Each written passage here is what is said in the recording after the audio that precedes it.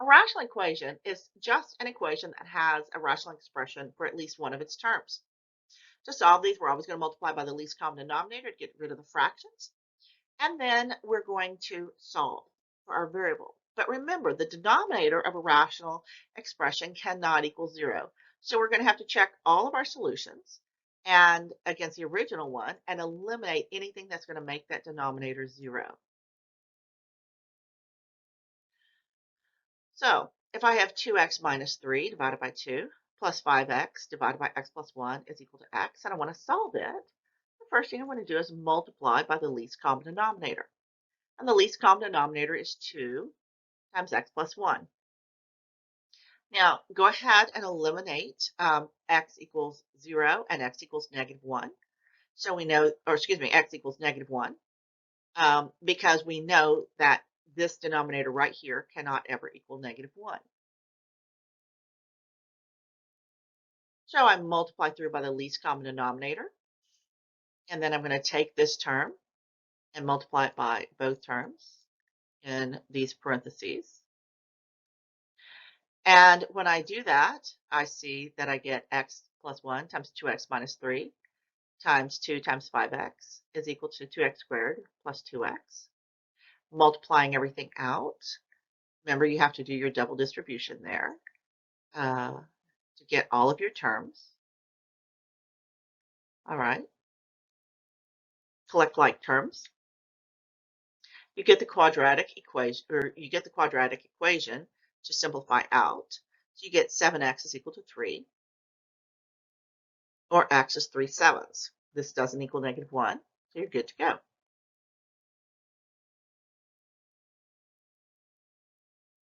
Now you need to check it. In order to check it, you go back to the original equation and you substitute the answer in. And you say, okay, is this a true statement? Algebraically, you get 3/7 is equal to 3/7, so yes, it's a correct answer. Your solution set is 3/7. Now suppose I want to solve this one. In this case, I have x minus 5 in the denominator on both sides. So my least common denominator is x minus 5. And I know that x cannot equal 5 because that would make two of my denominators 0. So I'm going to multiply through by my least common denominator. Remember to FOIL this out. All right. So you get x times 5, x minus 5 is equal to 5. Or 6x is equal to 30, or x is equal to 5. But you remember, we have already said that x cannot equal 5 because that would make the denominator 0. So in this case, there are no solutions, so our solution set is the null set.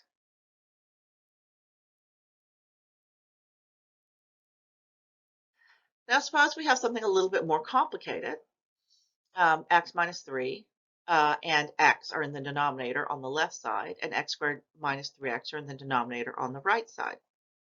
The least common denominator is x times x minus 3, which is x squared minus 3x, by the way. Now this is equal to 0 when x is 0 or x is 3. So we're going to throw both of those out as possible answers. So I'm going to multiply through by my least common denominator. And I get x times x minus 5 plus x minus 3 is equal to negative 7. Distributing, collecting like terms, and putting this in standard form, I can now factor this as x minus 2 times x minus 2. So I get x is equal to 2 as my solution. Now, this was not one of my restrictions, so my answer is x is equal to 2. Now to check, I'm going to substitute 2 in and see if I get a true statement. And lo and behold, I do. So my solution set is 2.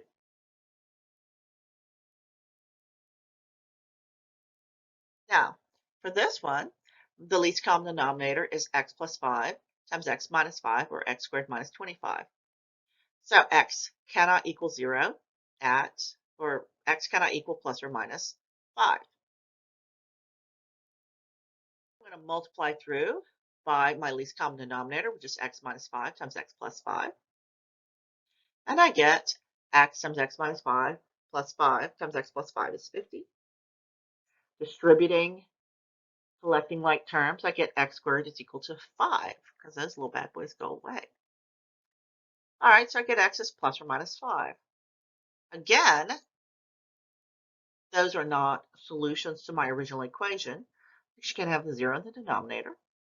So I have the null set as my solution set again. Now, work rate problems are a lot of fun, but they can be a little bit confusing. If a job can be completed in t units of time, then the rate of work R is 1 over t. So it's one job. So the rate for one job is 1 over t. So the amount of work A that can be completed is found by multiplying the rate of work R by the amount of time t. So this looks a lot like the distance rate formula because it is. So the amount of work that can be completed, A, is equal to the rate you can do it times the time. So if a job can be completed in 3 hours, then the rate of work is 1 over 3. So it's one job in 3 hours. All right, after 1 hour, a third of the job is complete. After 2 hours, 2/3 of the job is complete. And after 3 hours, 3/3 or the whole job is complete. So suppose Lisa and Keith are raking the leaves in their backyard. Working alone, Lisa can rake the leaves in 5 hours, while Keith can rake them in 4 hours. How long will it take them to rake the leaves working together? Well, the first thing you need to do is assign the variables. Let x equal the amount of time it's going to take them to rake the leaves together. In 1 hour, Lisa can do 1/5 of the job by herself, and Keith can do 1/4 of the job by himself. So let's make it a table. Okay, if R for Lisa is 1/5 and R for Keith is 1/4, T is the time we're looking for, then the part of the job completed is RT. So for Lisa, it's going to be X over 5, and for Keith, it's going to be X over 4. So we know A is RT. That's what we're using here. So we want to know how long it's going to take them to do the whole job. So the part of the job done by Lisa plus the part of the job done by Keith has to equal 1. So I have x over 5 plus x over 4 is equal to 1. Truly, setting these problems up is the challenge. Once you do that, the rest of the problem is pretty straightforward. I have x over 5 plus x over 4 is equal to 1. I want to multiply by my least common denominator, which is 20. So I get 4x plus 5x is 20. So 9x is 20, or x is 20 over 9. So to answer the question, if they work together, it will take them 2 and 2/9 hours working together to rake the leaves. What do you do when you have equations with radicals? Well, what you're going to do is use some of our power properties to eliminate this radical right here. Get rid of that radical. Power property says that if P and Q are algebraic expressions, then every solution of P is equal to Q is also a solution of P to the n, Q to the n. So how are we going to solve these? The first thing you want to do is isolate the radical. The second thing is raise each side to the power. That's the same as the index of the radical. So the radical is eliminated. Now, if the radical is not eliminated, then you need to repeat the steps until it is. Then you solve the resulting equation and then check with the original equation because you may be introducing extraneous solutions. So suppose I want to solve x minus the square root of 4x plus 2 is equal to 0. The first thing I need to do is isolate my radical so that x is the square root of 4x plus 12. And then I want to square both sides. So now I have a quadratic. I want to solve my quadratic equation. When I factor it, I get x minus 6 times x plus 2. So x is equal to x minus 6 is 0. or x plus 2 is equal to 0. So x is equal to 6 or x is equal to negative 2. Now I have to check them. When I substitute in negative 2 and 6 and step through, I get negative 4 is equal to 0 when I substitute in negative 2. This is not a true statement, so this is an extraneous solution. However, when I substitute in 6, I do get 0 equals 0. So my solution set is x is equal to 6. Oh, double radicals, always fun. How would you solve the square root of 3x plus 1 minus the square root of x plus 4 is equal to 1? You want to isolate one radical, and I usually say isolate the ugliest radical. Um, so in this case, they're both about the same. So let's just isolate the square root of 3x plus 1. Now I want to get rid of that radical, so I'm going to square both sides. And when I expand it, I see I'm still going to have a radical in my answer. So I want to collect like terms and isolate the radical itself. So when I have my radical isolated, I'm going to square it to get rid of the radical and expand again. So I wind up with 4x squared minus 20x is equal to 0. Now, yes, up here I could have divided the whole thing through by 2 and made this simpler. So now I'm going to divide through by 4, and I'm going to factor. So I have x times x minus 5 is equal to 0. Using the possible solutions are x is 0 or x is equal to 5. Those are my only two possible answers. So I have to check. When I substitute in 0 and 5, I get that negative 1 is equal to 1 when I substitute in 0. And I get 1 is equal to 1 when x is equal to 5. So 0 is not a solution, but 5 is my answer. What do you do when you don't have square roots, but you have cubed roots? Well, in this case, I have two cubed roots. And so I'm going to isolate one radical, and I'm isolating the uglier one. But in fact, I'm actually isolating them both in this case. And now I want to get rid of the cubed roots, so I'm going to raise everything to the cubed power. When I do that, I get 5x squared minus 12x plus 6 is equal to x. And I'm going to collect like terms. And now I can factor this. So x is 3/5 or x is 2. I put in 3/5 and I put in 2. And I see in both cases I get 0 is equal to 0. So the solution set is 3/5 and 2.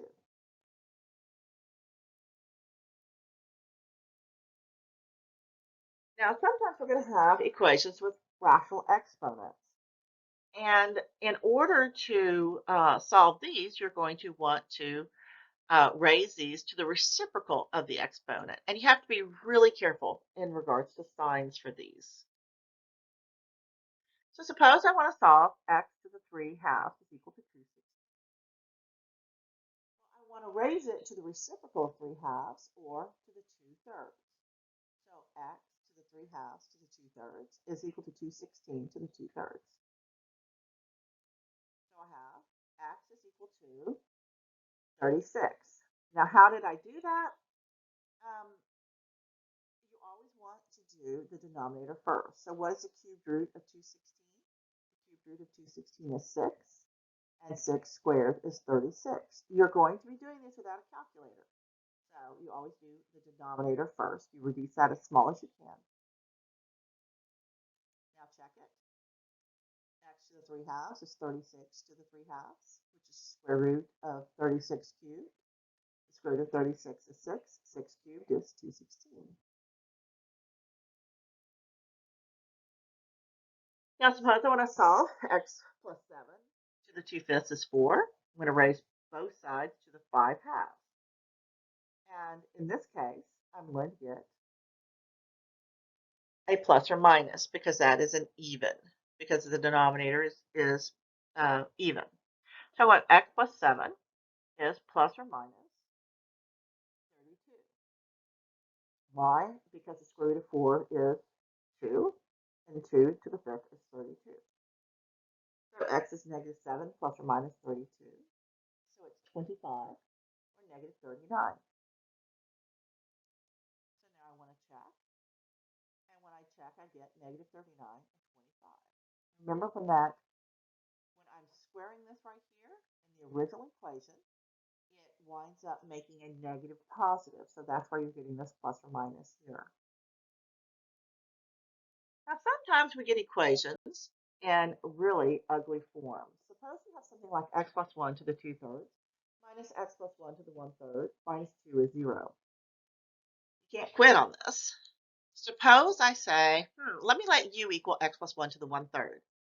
Then u squared is x plus 1 to the 2/3. So I can rewrite this original equation as u squared minus u minus 2 is equal to 0. And I can solve this one. I can factor this one, but I couldn't factor this one.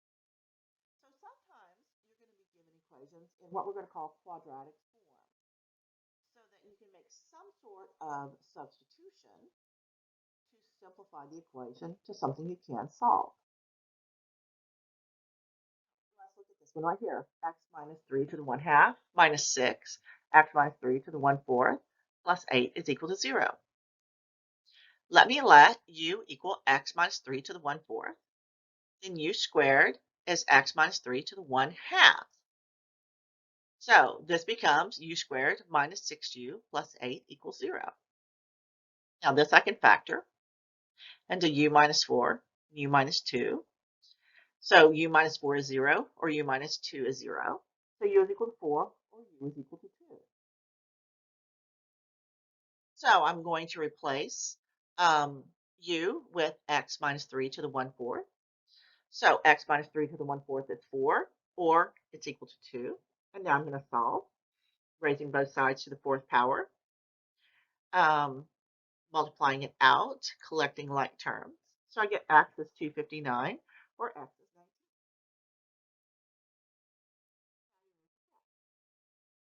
So when I put in 259 and do the algebra, I get 0 is equal to 0.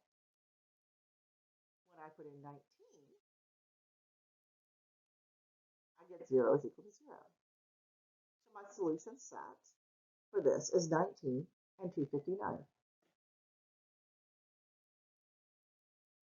And what do you do when you have these negative exponents? You can do the same thing. You let u equal 1, x to the negative 1. So u squared is x to the negative 2. So this becomes 15u squared minus 4u equals minus 3 equals 0. This I can factor. So I have u is 3/5, or u is minus 1/3. But I want to replace u with x to the negative 1. So when x to the negative 1 is 3/5, x is 5/3. When x to the negative 1 is minus 1/3, x is negative 3. Now you need to check, putting them into the original equation. In both cases, you get 3 is equal to 3. So my solution set is 5/3 and negative 3. Now what do you do when you have this all even powers? Well, let u equal x squared. Then u squared is x to the 4th. So this becomes 18u squared minus 29u plus 3 is equal to 0. This I can factor into 2u minus 3 times 9u minus 1. So u is 3/2, or u is 1/9. Replacing u with x squared, I have x squared is 3/2, or x squared is 1/9. So x is plus or minus the square root of 6/2, or x is plus or minus 1/3. Now you need to check.